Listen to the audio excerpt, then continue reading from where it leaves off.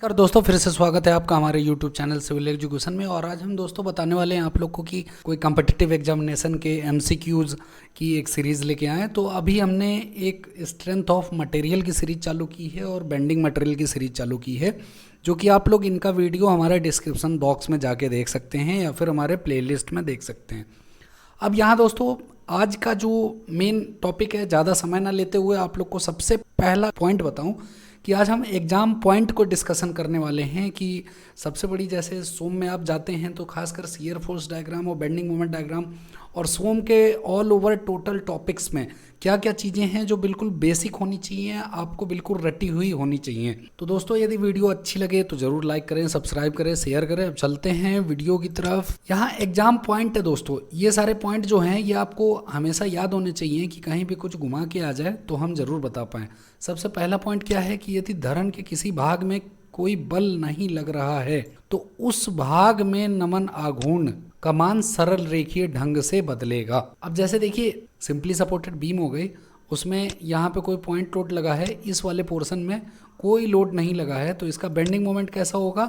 अब देखें दोस्तों कि हल्का सा ट्रायंगल होता है, मतलब ये लोड की जगह मैक्सिमम होता है, फिर धीरे धीरे लीनियर ही बढ़ता जाता है, इसलिए ये सरल रेखीय बता रहा है। सेकंड क्या है कि धरण में जिस स्थान पर नमन आघूर्ण अपना चिन्ह बदलता है वह बिंदु नति परिवर्तन बिंदु या नमन परिवर्तन बिंदु या काल्पनिक हिंज बिंदु कहलाता है। ये तीनों आप लोग याद रख करके रखिएगा दोस्तों। और ये नति परिवर्तन बिंदु हम लोग लास्ट में देख चुके हैं, इंग्लिश में इसको कॉन्ट्राफ्लेक्चर पॉइंट बोलते हैं। आगे देखते हैं दोस्तों यहाँ क्या बोल रहा है कि नमन आघूर्ण का मान धरण के नति परिवर्तन बिंदु स्थान पर शून्य होता है।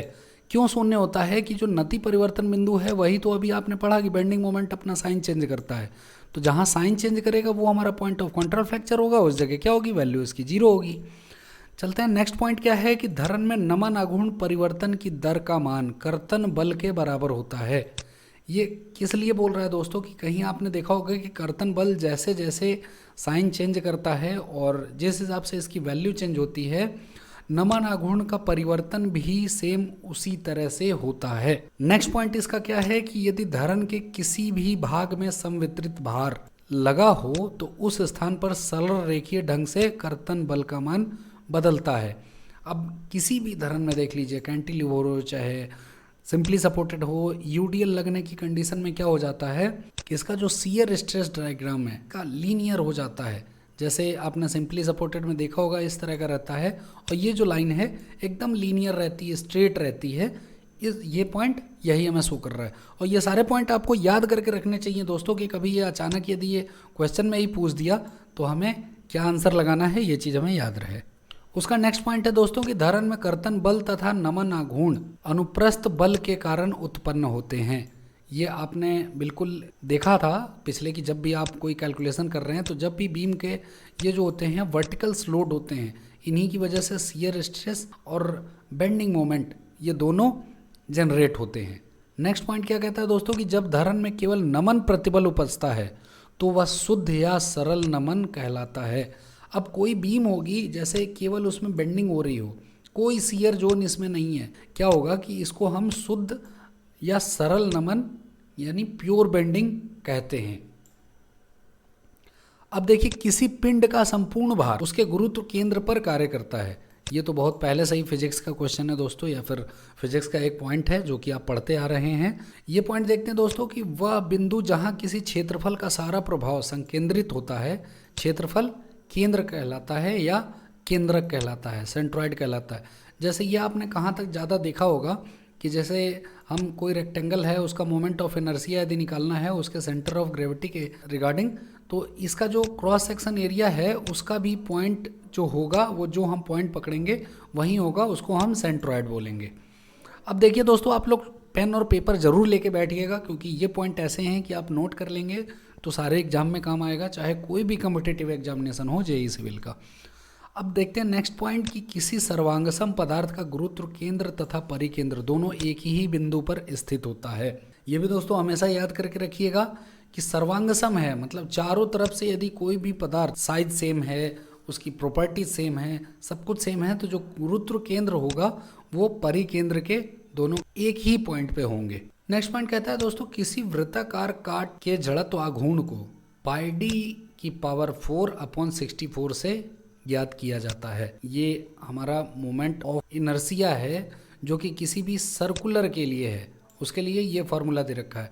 रेक्टेंगल के लिए आपने देखा है दोस्तों BD³/12 होता है, ये आपने देखा हुआ है। और ट्रायंगल के लिए कितना हुआ है दोस्तों? ट्रायंगल के लिए यहाँ BD³/36 हो जाता है दोस्तों, यदि हम उसके सेंटर वाले पॉइंट से यदि हम मोमेंट ऑफ इनर्शिया ले तो, और यदि हम उसके बेस से लेंगे तो ये अपना BD³/12 के बराबर आता है। अब नेक्स्ट पॉइंट क्या बोलता है कि किसी वृत्ताकार खंड का ध्रुवीय जड़त्व आघूर्ण का मान पाई डी की पावर 4/32 होता है। ध्रुवीय जड़त्व आघूर्ण जो है दोस्तों वो IZZ हमेशा IXX प्लस IYY के बराबर होता है। इसलिए जब हम इसका 2 इंटू कर देंगे, मीन्स 2 बार जब इसको जोड़ेंगे पाई डी बाई 4/64 को, तो जोड़ने के बाद हमारा 2 इंटू आ जाएगा और 2 से 64 कट जाएगा, यहाँ पे हमारा 32 आ जाएगा। नेक्स्ट पॉइंट है दोस्तों जड़त्व आघूर्ण की इकाई सेंटीमीटर की पावर 4 होती है। ये अपना पढ़ रहे हैं आप लोग, हमेशा ध्यान दे रहे हैं। उसका नेक्स्ट पॉइंट है धरन में नमन प्रतिबल धरन की लंबाई की दिशा में उत्पन्न होता है।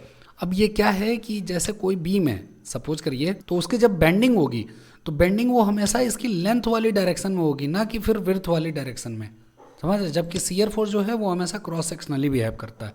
चलते हैं नेक्स्ट पॉइंट पे कि धरन में तनाव तथा संपीड़न दोनों ही अवस्थाओं में यंग मापांक ई का मान समान माना जाता है।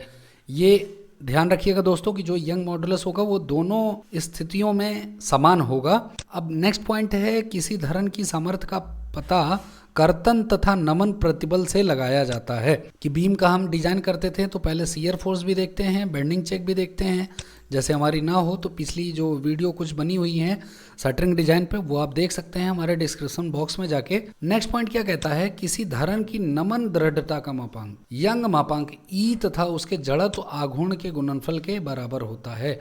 अब नमन दृढ़ता जो होगी, बेंडिंग रिजिडिटी, वो हमेशा याद रखिएगा दोस्तों EI के इक्वल होता है। नेक्स्ट पॉइंट पे आते हैं दोस्तों कि देखिए अब कुछ यहाँ पे बीम दे रखी है इन्होंने, बीम के साथ लोड दिया हुआ है, उसके साथ स्लोप कितना है, डिफ्लेक्शन कितना है। हम लोग पिछला जैसे कुछ देख रहे थे कि सिंपली सपोर्टेड पे पॉइंट लोड था तो स्लोप हमने देखा था WL²/16 EI होता है। आपको ये भी बताया था यदि इसका डिफ्लेक्शन होगा वो WL/48 EI हो जाएगा। तो ये सारे पॉइंट है दोस्तों याद करने लायक। ये कहीं एक लिस्ट आप बना लीजिएगा या फिर कहीं नोट बना लीजिएगा, बुक में ज़रूर दिए हुए हैं ये सारी चीज़ें, लेकिन मैं इसलिए बता रहा हूँ कि एग्जाम पॉइंट के लिए ये बहुत इंपॉर्टेंट है कि अचानक ये यदि दिमाग में आपके रहेंगे तो कहीं भी कोई क्वेश्चन आएगा तो आप कर लेंगे। तो अब पहला ये हमने देख लिया दोस्तों। सेकंड आते हैं कि पॉइंट लोड पे देखिए, फर्स्ट में क्या था कि पॉइंट लोड पे सिंपली सपोर्टेड बीम थी और उसका स्लोप जो था WL²/16 EI था और जो डिफ्लेक्शन है WL³/48 EI है। सेकंड क्या है दोस्तों कि यदि सिंपली सपोर्टेड पे देखिए यहाँ पे UDL लगा हुआ है, ये वाला पूरा जो UDL बाहर लगा हुआ कितना है W पर मीटर है, तो इसके लिए कितना हो जाएगा, स्लोप जो होता है हमारा वो WL³/24 EI होता है। यहाँ घात जरूर याद रखिएगा दोस्तों कि UDL जब होगा तो स्लोप में 3 की घात लग जाएगी और जो डिफ्लेक्शन होगा उसमें 4 की लग जाएगी। जबकि जब पॉइंट लोड होगा तो पॉइंट लोड में 2 की घात लगती है स्लोप में और 3 की घात लगती है डिफ्लेक्शन में। तो UDL के लिए कितना हो जाएगा 5WL/4/384 EI। ये आपने देखा हुआ है हमारे डिजाइन वाले जितने भी सेक्शन हैं उसमें देखा हुआ है। अब यहाँ देखिए कि कैंटिलीवर के यदि फ्री एंड पे एक पॉइंट लोड लगा हो तो स्लोप हमारा कितना आता है WL²/2 EI आता है और जो डिफ्लेक्शन है वो WL³/3 EI आता है। फिर कैंटिलीवर पे यदि UDL लग जाए तो UDL के कारण जो आता है वो स्लोप हमारा WL³/6 EI आएगा और जो डिफ्लेक्शन है WL⁴/8 EI आएगा। अब यहाँ देखिए दोस्तों कि इस तरह की यदि कंडीशन हो जाए कि मिडिल में कैंटिलीवर पे यदि मिडिल में कोई लोड लगा हो B पर, हमारा C भी यहाँ पे एक एंड दे रखा हो, तो हमारा जो θC होगा वो θB के बराबर होगा। मीन्स जो θB पे स्लोप आएगा वो भी C के इक्वल होगा, क्योंकि ये क्या होगी बीम इस तरह से सीधे आएगी और यहाँ से बेंड होगी सीधे, तो C और B का जो दोनों का एंगल होगा वो सेम आएगा क्योंकि B से लेके C तक एकदम स्ट्रेट रहेगी।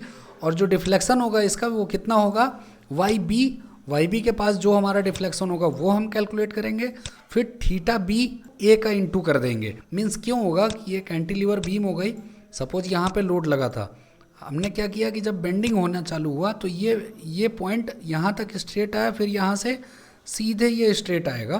तो क्या होगा कि बी पे जो डिफ्लेक्शन हो रहा है वाई बी होगा, वो हम कैलकुलेट कर लेंगे। बी के बाद जो थोड़ा सा सी स्ट्रेट मोड़ने की वजह से ये जो वाई सी आ रहा है ये हमारा कितना आएगा, वाई बी को हम ऐड कर देंगे। वाई बी को ऐड करने के बाद जो यहाँ का स्लोप होगा उसको हम ए से इंटू कर देंगे, जो इसकी लेंथ है उससे हमारा इसका आंसर आ जाएगा जो कि डिफ्लेक्शन है। अब इस दोस्तों वीडियो में इतना ही। अब मिलते हैं नेक्स्ट वीडियो में, फिर मैं नेक्स्ट एक लेके आऊँगा आप लोग के लिए इसी तरह एग्जाम पॉइंट के लिए। तो बहुत बहुत धन्यवाद आपका वीडियो में बने रहने के लिए।